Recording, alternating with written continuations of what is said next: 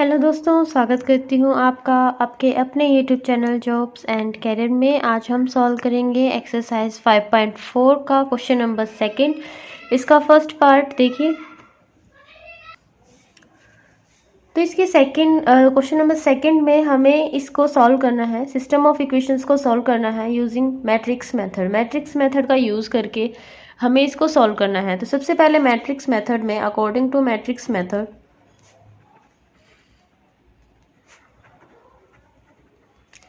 Matrix method में क्या होता है, ए एक्स किसके बराबर होता है, बी के बराबर होता है। तो सबसे पहले हम ए का मैट्रिक्स बनाएंगे। जो जो कोफिशिएंट है हम उनको लेंगे, ये 2 3, तो ये 2 3 3 एंड 2 3 एंड 2। इसके बाद आप एक्स मैट्रिक्स, कितने को वेरिएबल्स हैं, एक एक्स है और एक वाई है, यानी कि दो ही वेरिएबल हैं, एक एक्स है और एक वाई है। और इसके बाद हम कॉन्स्टेंट देखेंगे 5 एंड 2। तो ये तो हो गया हमारा a x is equal to b की फॉर्म में। इसके बाद हमें इसका डिटर्मिनेंट निकालना है, तो हम डिटर्मिनेंट निकालेंगे, ए का डिटर्मिनेंट निकालेंगे। डिटर्मिनेंट निकालिए, कितना आ जाएगा 4 माइनस 9, कितना आ गया माइनस का 5। अब आपको पता है कि ये जो 5 है ये नॉट इक्वल टू 0 है। तो अगर डिटर्मिनेंट नॉट इक्वल टू 0 है तो इसका मतलब क्या हुआ, देयरफॉर जो ए है वो कैसा है, नॉन सिंगुलर है। और नॉन सिंगुलर है तो इसका जो मैट्रिक्स है ना वो सिंपल मेथड से निकल जाएगा। हैंस ये नॉन सिंगुलर है, इसलिए हम क्या फाइंड करेंगे, x. We will find x, जो क्या होता है ए इनवर्स बी होता है। ठीक है, जो क्या होता है ए इनवर्स बी होता है। तो ए इनवर्स हम निकालेंगे, बी हमारे पास है, एक्स भी हमारे पास है। अब ए इनवर्स कैसे निकालेंगे, ए इनवर्स निकालेंगे एडजॉइंट ऑफ ए बाय में डिटर्मिनेंट ऑफ ए। तो डिटर्मिनेंट ए हम निकाल चुके हैं, अब हमारे पास एडजॉइंट ऑफ ए आना बाकी है। ठीक है, तो एडजॉइंट ऑफ ए हम निकालेंगे। तो एडजॉइंट के लिए कोफैक्टर्स निकालेंगे, कोफैक्टर्स ऑफ ए। कोफैक्टर्स ए के कोफैक्टर्स, ये 2 इंटू 2 का मैट्रिक्स है, राइट। अगर ये 2 इंटू 2 का मैट्रिक्स है तो इसके 4 ही कोफैक्टर हैं, A11, A12, A21 and A22। तो ये 4 कोफैक्टर हैं। 1 1 देखिए, ये 1 1 है। सबसे पहले हम देख लेते हैं साइन किसमें नेगेटिव लगेगा। 2 एंड 1 3, तो इसमें एक साइन नेगेटिव लगेगा और इसमें भी साइन क्या लगेगा, नेगेटिव लगेगा। इनमें दोनों में पॉजिटिव लगेगा। तो A11 देखिए, ये आ जाएगा 2, 1 2, ये आ जाएगा 3, लेकिन साइन लगेगा नेगेटिव तो -3 हो जाएगा। 2 1 3, तो ये भी क्या आ जाएगा, माइनस का 3। और ये 2 2, ये आ जाएगा 2। ठीक है, तो ये हो गए हमारे कोफैक्टर्स। तो एडजॉइंट क्या आएगा, इन कोफैक्टर्स का क्या आएगा, ट्रांसपोज। 1 1 को 1 1 की जगह रखिए, 1 2 को 1 2 की जगह रखिए, 2 1 को इसकी जगह और इसको इसकी जगह, और इनका कर देंगे हम ट्रांसपोज। ट्रांसपोज करेंगे, इसका बना देंगे ऐसे, यानी कि रो का बना देंगे कॉलम। अब दूसरी रो का क्या बना देंगे हम, दूसरा कॉलम। और ये हमारे पास क्या गया, एडजॉइंट। तो ये आ गया है हमारे पास एडजॉइंट। अब हम निकालेंगे इनवर्स, और इनवर्स क्या होता है, एडजॉइंट ऑफ ए अपॉन में डिटर्मिनेंट ऑफ ए। तो एडजॉइंट ऑफ ए अपॉन में डिटर्मिनेंट ऑफ ए, डिटर्मिनेंट क्या था, -5 आया था, राइट।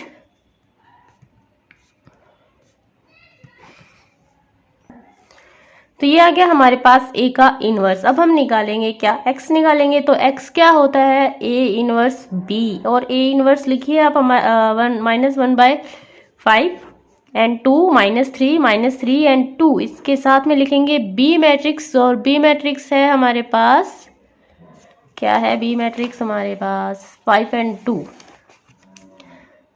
5 एंड 2। ठीक है, अब हम करेंगे इनकी मल्टीप्लाई, -1/5 इसके साथ, 2 5 10, फिर प्लस का साइन, और ये आ जाएगा -6। देखिए, प्लस का साइन और फिर -6, प्लस माइनस क्या हो गया, माइनस, तो -6 आ गया। इसी तरह से अभी इस रो के करेंगे, ये 15 एंड +4, ये आ जाएगा -1/5, और साथ में आ गया हमारे पास 4 एंड -11। तो यहाँ पर हम इस x को थोड़ा सा खोल के लिखेंगे, x हमारे पास है x और y, और ये 1/5 अंदर चला जाएगा। तो देखिए 4 इंटू -1/5 क्या बन गया, -4/5। तो ये -4/5, और इसी तरह से -11 इंटू -1/5 हमारे पास आ गया 11/5। तो देयरफॉर x हमारे पास आ गया -4/5 एंड y आ गया हमारे पास 11/5। तो यही था रिक्वायर्ड आंसर जो हमें वैल्यूज निकालनी थी। इसके बाद देखिए इसका सेकेंड पार्ट।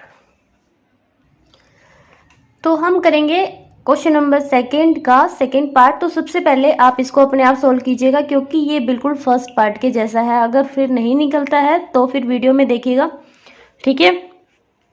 तो इसको सबसे पहले हम ax = b की फॉर्म में लिख लेंगे। तो ये बन गया हमारे पास a क्या बन गया 3 - 2 6 एंड माइनस का 4 और x आ गया हमारे पास x और y, b आ गया 5 एंड 2, ठीक है। इसके बाद हमने डिटरमिनेंट निकाला, डिटरमिनेंट निकाल लिया, 0 आया, 0 आया। तो इसका मतलब जो a है ना वो कैसा है, सिंगुलर मैट्रिक्स है। कैसा है, सिंगुलर मैट्रिक्स। देखिए जब भी हमारे पास जो a आता है अगर वो नॉट इक्वल टू 0 आए तो क्या होता है, नॉन सिंगुलर मैट्रिक्स होता है। नॉन सिंगुलर मैट्रिक्स होता है और इसका जो a इनवर्स है वो एग्जिस्ट करता है, ठीक है। लेकिन अगर हमारे पास a क्या आ जाए, 0 आ जाए, a क्या आ जाए, 0 आ जाए, तो ये कैसा मैट्रिक्स होता है, सिंगुलर मैट्रिक्स होता है, ठीक है। तो ये चीजें आपको ध्यान रखनी है। जब हमारे पास ये a 0 आ जाता है तो उसके बाद हम ये ना निकाल करके तो हम क्या निकालते हैं, एडजॉइंट a इंटू b निकालते हैं, ठीक है। इसके आगे के परिणाम मैं आपको बाद में बताऊंगी। तो सबसे पहले आपको इन दो चीजों का ध्यान रखना है कि अगर आपके पास a नॉट इक्वल टू 0 आए तो आप a इनवर्स की तरफ जाएंगे और अगर आपके पास a 0 आए तो आपको एडजॉइंट a इंटू b निकालना होगा, ठीक है। तो अब हमारे पास a 0 आया है यानी कि डिटरमिनेंट ऑफ a 0 आया है तो a कैसा हो गया, सिंगुलर मैट्रिक्स हो गया। इसलिए हमें क्या निकालना पड़ेगा, एडजॉइंट a इंटू b निकालना पड़ेगा। इसके लिए आपको एडजॉइंट तो चाहिए ना, ठीक है, एडजॉइंट चाहिए। एडजॉइंट तो आपको a इनवर्स में भी चाहिए होता है, तो एडजॉइंट चाहिए। तो एडजॉइंट निकालने का तो वही फॉर्मूला है, तो उसी फॉर्मूले के अंतर्गत हम क्या निकालेंगे, एडजॉइंट ऑफ a। अब एडजॉइंट ऑफ a निकालने के बाद आप इस एडजॉइंट की b से मल्टीप्लाई कर दीजिए। और अब ये अगर नॉट इक्वल टू 0 आता है तो जो सिस्टम है वो इनकंसिस्टेंट है। मैंने इसकी जब बेसिक्स कराए थे तब मैंने आपको बताया था कंसिस्टेंट और इनकंसिस्टेंट। इनकंसिस्टेंट का मतलब नो सॉल्यूशन, यानी कि उसका कोई सॉल्यूशन नहीं है, ठीक है, नो सॉल्यूशन, कोई आंसर नहीं आएगा। तो आंसर किन केसेस में आएगा, आंसर सिर्फ दो ही केसेस में आएगा। एक तो जब आपका जो डिटरमिनेंट a है वो क्या हो, नॉट इक्वल टू 0 हो, और एक आपका जब adjoint of a into b ये क्या हो, 0 हो, ठीक है। तो ये चीजें आप याद रखना कि अगर आपके पास ये दो केस आते हैं तो ही आपके पास x y z की वैल्यू आएगी। पहले केस में जब आपके पास डिटरमिनेंट 0 ना हो, दूसरे केस में जब आपके पास इसकी वैल्यू क्या आएगी, 0 आएगी, तो वैल्यूज आपके पास x y z की आएगी, अदरवाइज नहीं आएगी, ठीक है। तो ये दो चीजें आपको ध्यान रखनी है। इसके बाद इसका थर्ड पार्ट मैं करवाती हूँ। देखिए क्वेश्चन नंबर सेकेंड का थर्ड पार्ट देखिए कि ये हमारे पास गिवन है इक्वेशंस, ठीक है। अकॉर्डिंग टू मैट्रिक्स मेथड हम इसको कैसे लिखेंगे, ax = b की फॉर्म में लिख दिया मैंने, ठीक है। अब हम क्या निकालेंगे, डिटरमिनेंट ऑफ a निकालेंगे, 2 3 6 9 क्या आ जाएगा, 18 - 18। तो ये कितना आ गया, 0 आ गया, ठीक है, 0 आ गया। डिटरमिनेंट ऑफ a क्या आया हमारे पास, 0 आया। तो अब हमारे पास दो रास्ते हैं, दो रास्ते, यानी कि हमें दो चीजें देखनी पड़ेगी कि adjoint of a into b क्या आएगा, 0 आएगा या नॉट इक्वल टू 0 आएगा। अगर ये 0 आता है, अगर ये 0 आता है तो सॉल्यूशन के पास कोई सॉल्यूशन ही नहीं, सॉरी इक्वेशन के पास कोई सॉल्यूशन नहीं है, इक्वेशन का कोई सॉल्यूशन नहीं है आपके पास, ठीक है। अगर ये नॉट इक्वल टू 0 आता है तो उस केस में हम इसके आगे इसको आगे निकालेंगे। तो इसमें देखिए अब हमारे पास ये डिटरमिनेंट 0 आ गया है, ठीक है। तो इसका मतलब जो a है वो कैसा मैट्रिक्स है, सिंगुलर मैट्रिक्स है, सिंगुलर मैट्रिक्स है, सिंगुलर मैट्रिक्स है। Therefore hence we have to find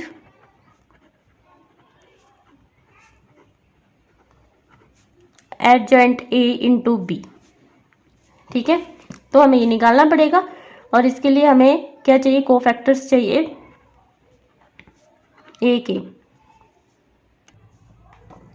cofactors of a, cofactors of a देखिए a11 a12 A21 and A22। 1 1 देखिए, ये 1 1 है, ये छोड़ दीजिए 9 आ गया। इसमें आपका साइन चेंज होगा और इसमें आपका साइन चेंज होगा। ये 1 2 है, 6 यानी कि माइनस का 6, 2 1 है, 3 माइनस का 3, और ये 2 2 है तो ये 2। ठीक है,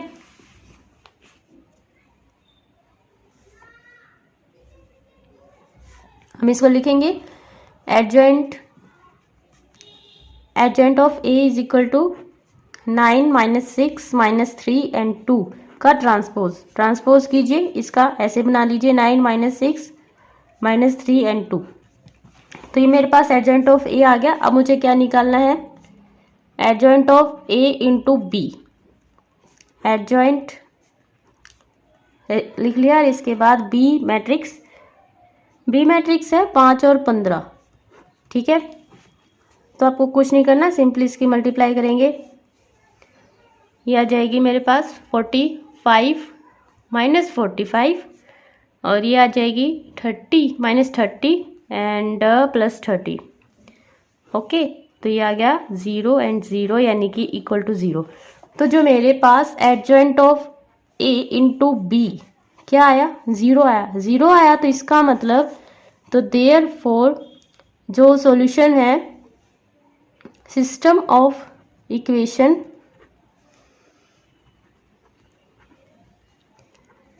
इज, सिस्टम कैसा है, कंसिस्टेंट है। ठीक है, कंसिस्टेंट का मतलब कंसिस्ट का मतलब जानते हो ना, कंसिस्ट करना, किसी चीज को रखना, इसका मतलब इसके पास कोई सॉल्यूशन है। और इनकंसिस्ट, इन जिसके आगे जुड़ जाए इस इन का, एन का मतलब नो सॉल्यूशन, तो उसका कोई सॉल्यूशन नहीं है। तो कंसिस्टेंट है सिस्टम ऑफ इक्वेशन। ठीक है, सिस्टम ऑफ इक्वेशन कंसिस्टेंट है, तो हम इसको कैसे निकालेंगे, and has infinite number of solution. देखिए 3 ही तरह के सॉल्यूशंस होते हैं। ठीक है, किसी भी इक्वेशन के पास 3 ही तरह के सॉल्यूशन होते हैं।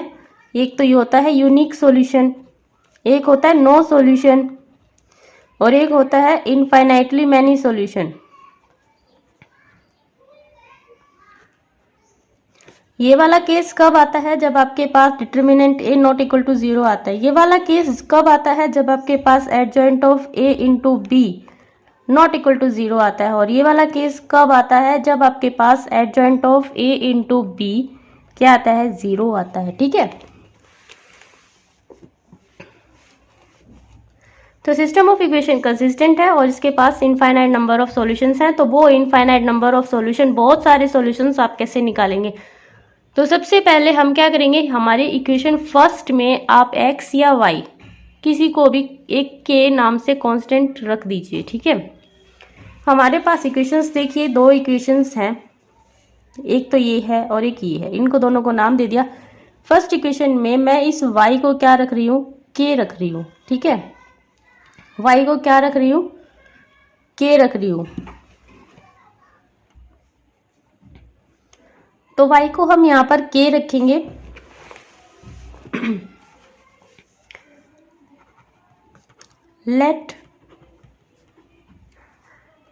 Late y is equal to k। तो y हमने क्या ले लिया, k ले लिया। Then from first equation, equation first हमारे पास थी 2x plus 3y is equal to 5। ठीक है, तो ये हमारे पास फर्स्ट इक्वेशन थी, इसको हमने क्या मान लिया, k मान लिया। तो क्या बन गया, 2x plus 3k is equal to 5, then x is equal to 5 minus 3k upon 2। तो मेरे पास x की ये वैल्यू आ गई। अब हम क्या करेंगे, हमारे पास एक x की वैल्यू है और एक y की वैल्यू है। इन दोनों वैल्यूज को इक्वेशन सेकंड में रखेंगे। 2 इक्वेशन थी ना हमारे पास, देखिए इक्वेशन फर्स्ट से मैंने वैल्यूज निकाली है और मैं इनको इक्वेशन सेकंड में रखूंगी। अगर ये इक्वेशन सेकंड को सेटिस्फाई करती है, अगर ये इक्वेशन सेकंड को सेटिस्फाई करती है, तो ये दोनों ही इनका क्या होगा, इनफाइनाइट नंबर ऑफ सॉल्यूशन होगा, क्योंकि आप k की जगह कोई भी वैल्यू रख सकते हैं, तो बहुत सारे सॉल्यूशंस आ सकते हैं। ठीक है, तो अब हमें सिर्फ इतना देखना है कि क्या ये दोनों जो दोनों वैल्यूज हैं इक्वेशन 2 को सेटिस्फाई करती हैं या नहीं करती हैं। तो इक्वेशन 2 देखिए, ये है इक्वेशन 2,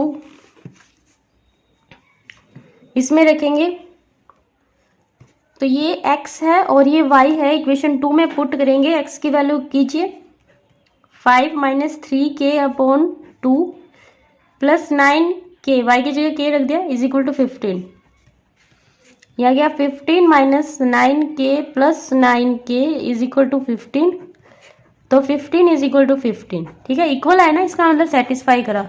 ठीक है, hence these values are true for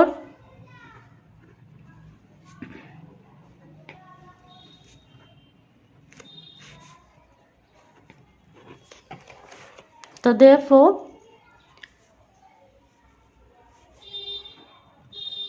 given system has infinitely many solutions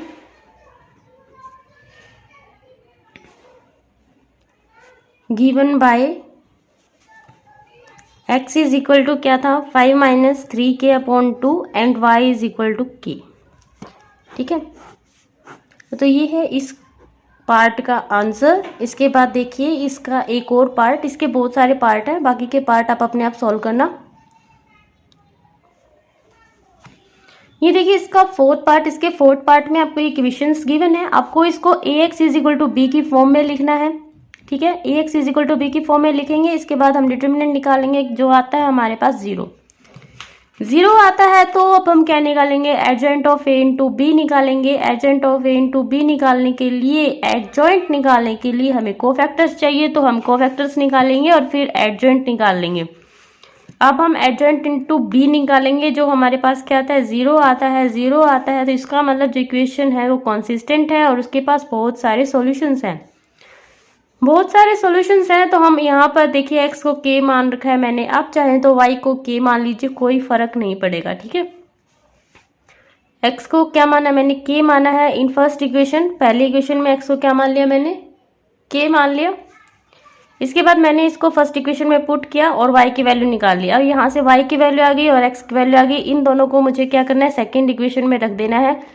और सेकेंड इक्वेशन में रखने के बाद इसको यहाँ पर इसने सेटिस्फाई कर दिया और इसके बाद मैंने यहाँ पे लिखा है कि इक्वेशन के बहुत सारे सॉल्यूशंस हैं जो इन दोनों के द्वारा दिए जाते हैं। ठीक है, तो ये है आपका आंसर। इसके बाद इसका लास्ट पार्ट और देख लीजिए, तो ये है इसका लास्ट पार्ट। इसका लास्ट पार्ट देखिए, आपको दो इक्वेशंस गिवन है, इसको ax is equal to b की फॉर्म में लिखेंगे। इसके बाद इसका डिटर्मिनेंट निकालेंगे और देखेंगे 0 है या नो 0 है।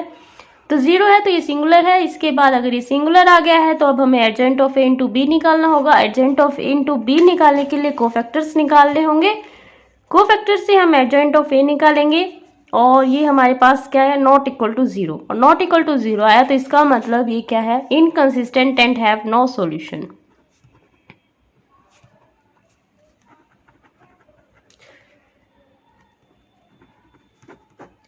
तो ये था आपका क्वेश्चन नंबर सेकेंड। इसके बाद देखिए क्वेश्चन नंबर थर्ड। इसके बाद है क्वेश्चन नंबर थर्ड। इसका फर्स्ट पार्ट देखिए, तो अकॉर्डिंग टू मैट्रिक्स मेथड हमें इसको मैट्रिक्स मेथड से सॉल्व करना है। और मैट्रिक्स मेथड में क्या होता है, ax किसके बराबर होता है, b के बराबर होता है। तो यहाँ पर ये मैट्रिक्स देखिए आप 2 3 3, यहाँ पर 1 हो गया, 1 -2 एंड 1, 3 -1 -2, और x वेरिएबल्स कितने हैं, 3 है, x y z। कांस्टेंट और देख लेते हैं, 5 -4 एंड 3। ठीक है, तो ये आ गए हैं आपके पास मैट्रिसेस। हमारे पास एक ए मैट्रिक्स है, x है और b है। अब सबसे पहले हम क्या करेंगे, डिटर्मिनेंट ऑफ a निकालेंगे। डिटर्मिनेंट ऑफ a निकालने के लिए हमें इसको एक्सपेंड करना होगा। मैं इसको फर्स्ट रो से एक्सपेंड करूंगी क्योंकि फर्स्ट रो लगभग सब फर्स्ट रो से ही करते हैं। तो फर्स्ट रो के साइंस देखिए, आपको याद भी हो गई होंगे, सिर्फ बीच में क्या आता है, माइनस आता है, दोनों साइड क्या आता है, प्लस आता है। तो 2 इंटू में इस वाली कॉलम छोड़ दीजिए, इस वाला रो, ये आ गया 4 माइनस, और फिर ये माइनस का 1 है तो ये प्लस का 1 हो जाएगा। ठीक है। इसके बाद माइनस का साइन आता है बीच में, क्यों आता है? क्योंकि ये फर्स्ट रो का सेकंड एलिमेंट है। 2 and 1 3 हो गया ना, तो ये माइनस का साइन और ये 3। इसके बाद इसकी कॉलम को छोड़िए, इसके रो को छोड़िए, -2, फिर माइनस का साइन एंड माइनस का 3। इसके बाद इसकी तरफ प्लस का 3, माइनस का 1 एंड माइनस का साइन और ये माइनस का 6, तो माइनस माइनस प्लस यानी कि प्लस का 6। ये आ जाएगा हमारे पास 2 × 5 -3 -5 +3 एंड 5 कितना आ गया? 10 +15 एंड +15, ये आ गया 40। जो 40 है नॉट इक्वल टू 0 है, नॉट इक्वल टू 0 है तो हमें जो सिंपल मेथड है हम उसी से क्या निकालेंगे? इसका इन्वर्स निकालेंगे। ठीक है, नॉट इक्वल टू 0 है तो A इज नॉन सिंगुलर। तो A कैसा है? नॉन सिंगुलर है and hence we will find, क्या निकालेंगे हम? X is equal to A inverse into B। ठीक है, तो A इनवर्स निकालने के लिए आपको कोफैक्टर्स चाहिए और ये 3 × 3 का मैट्रिक्स है, तो इसके कोफैक्टर्स आपको बहुत ध्यान से निकालने हैं। तो cofactors of A11, A12, A13, 21, 22, 23, 31, 32 and 33। अब देखिए साइन किस किस में माइनस आएगा वो हम पहले ही देख लेते हैं। 2 and 1 3 एक तो इसमें आएगा, 3 and 1 4 इसमें नहीं आएगा, 2 and 1 3 एक इसमें आएगा, इसमें भी नहीं आएगा, एक इसमें आएगा और एक इसमें आएगा। ठीक है, तो इन सब के आगे माइनस का साइन लगेगा, जो भी आपका आंसर आएगा उसके आगे। तो A11 की बात करें अगर हम, तो ये है A11। ठीक है, इसका क्या आएगा? माइनस का 4, यहाँ पे देखिए ये निकाला था ना, 4 एंड प्लस का 1 क्या आएगा? 5। ठीक है, तो ये आ गया आपके पास 5। इसके बाद 1 2 देखिए, ये भी निकाल रखा है, ये क्या है? माइनस का 5 है, लेकिन ये माइनस का 5 है तो इसके आगे माइनस का साइन भी है, तो ये क्या बन जाएगा? प्लस का 5। 1 3 ये क्या है? 5 है, तो ये 1 3 क्या आ जाएगा? 5। इसी तरह से 2 1 देखिए, 2 1 ये है। ठीक है, इसकी रो को छोड़ दीजिए, इसके कॉलम को छोड़ दीजिए, माइनस का 6 एंड माइनस इंटू माइनस का 3। ठीक है, माइनस का 6 प्लस का 3 कितना आ गया? माइनस का 3। लेकिन यहाँ पर ये दूसरा है तो इसका आगे माइनस लगेगा, तो माइनस इंटू माइनस का 3 ये आ गया हमारे पास प्लस का 3। इसी तरह से आपको ये सारे निकालने हैं। तो ये 2 2 देखिए मेरे पास क्या आएगा? ये 2 2 आ जाएगा मेरे पास माइनस का 13 और ये आ जाएगा, तो ये मैंने निकाली, ये 2 1 2 3 इसका आ जाएगा 11 और ये 9 ये 1 और ये आ जाएगा माइनस का 7। अब हम इसको एडजॉइंट के फॉर्म में लिखेंगे। किस तरह से लिखेंगे? देखिए सीरीज वाइज ही मैंने यहाँ पर लिखे थे, तो ऐसे ही कि ऐसे 5 5 5, तो ये 5 5 5 ये मैं पीछे भी लिखूंगी पर यहाँ पे मैं लिख के दिखा रही हूँ। 3 - 13 11 9 1 माइनस का 7। ठीक है, और फिर हम करेंगे इसका ट्रांसपोज। इसका ट्रांसपोज कीजिए, जितनी रोज है उनका कॉलम बना लीजिए। पहली रो का पहला कॉलम, दूसरी रो का दूसरा कॉलम और तीसरी रो का तीसरा कॉलम। तो ये आ गया मेरे पास एडजॉइंट ऑफ ए। अब हम ए इनवर्स निकाल सकते हैं और ए इनवर्स निकालने के लिए एडजॉइंट ऑफ ए बाय में determinant of a. Determinant of a क्या है मेरे पास? क्या था अपना? 40 आया था, तो यहाँ पर आ जाएगा 1/40 इंटू 5 3 9 5 - 13 1 एंड 5 11 - 7।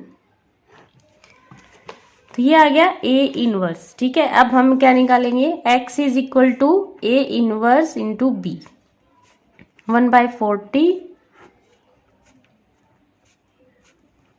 11 9 1 - 7 इंटू में जो b था वो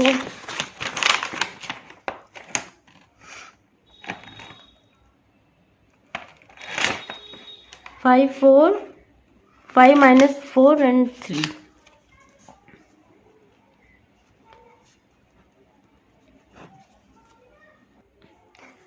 इनकी मल्टीप्लाई कीजिए।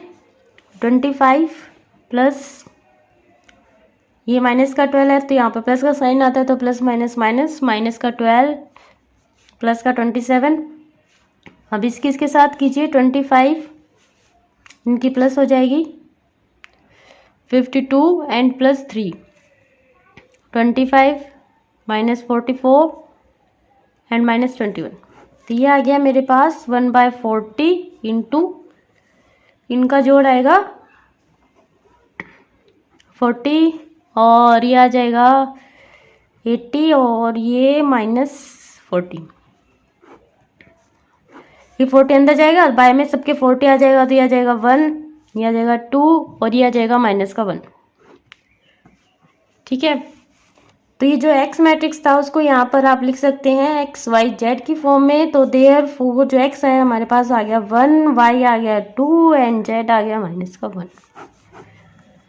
तो इस तरह से आपको इसके सारे पार्ट्स निकालने हैं। देखिए एक और पार्ट इसका, तो देखिए इसका सेकंड पार्ट हमारे पास ये इक्वेशंस हैं, आपको इनको मैट्रिक्स की फॉर्म में लिखना है। इसके बाद इसका डिटर्मिनेंट निकालना है। ठीक है, डिटर्मिनेंट यहाँ पर हमारा नॉन सिंगुलर आता है तो हम फाइंड आउट करेंगे x = A 1b की मेथड से।